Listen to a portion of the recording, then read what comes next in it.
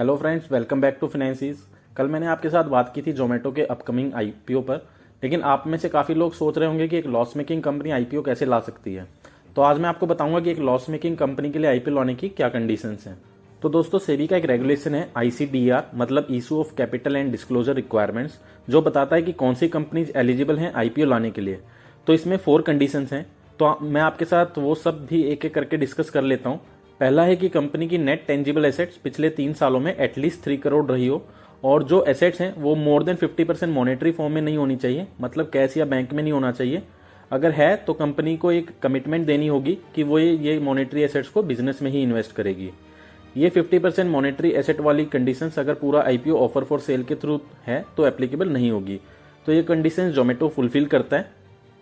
Next है कि पिछले 3 साल का average operating profit at least 15 crore हो और हर साल में ऑपरेटिंग प्रॉफिट हो, मतलब एक भी साल लॉस नहीं होना चाहिए। तो ये कंडीशंस है जो जोमेटो फुलफिल नहीं करता, क्योंकि लास्ट 3 ईयर में जोमेटो को सिर्फ लॉस ही हुआ है। तो इस केस में जोमेटो के पास क्या ऑप्शंस है वो आगे देखेंगे, एक बार बाकी कंडीशंस भी देख लेते हैं। नेक्स्ट है कि पिछले 3 साल में कंपनी की नेटवर्थ एटलीस्ट 1 करोड़ रही हो। तो ये कंडीशंस तो जोमेटो फुलफिल कर देता है। लास्ट है कि अगर किसी कंपनी ने लास्ट 1 ईयर में नेम चेंज किया हो तो एटलीस्ट 50% रेवेन्यू उसका न्यू नेम से रिलेटेड एक्टिविटीज से हो। तो ये कंडीशंस तो जोमेटो पे एप्लीकेबल ही नहीं होती है। तो अब देख लेते हैं कि अगर कोई कंपनी इनमें से कोई कंडीशन फुलफिल नहीं करती है तो उसे क्या करना होगा। तो यहाँ सेबी का रेगुलेशन कहता है कि इस केस में आईपीओ बुक बिल्डिंग प्रोसेस के थ्रू होना चाहिए। बुक बिल्डिंग प्रोसेस हम फिर कभी किसी वीडियो में डिस्कस करेंगे। शॉर्ट में बताऊं तो आईपीओ लाने के 2 वेज हैं, एक flat price issue and second book building.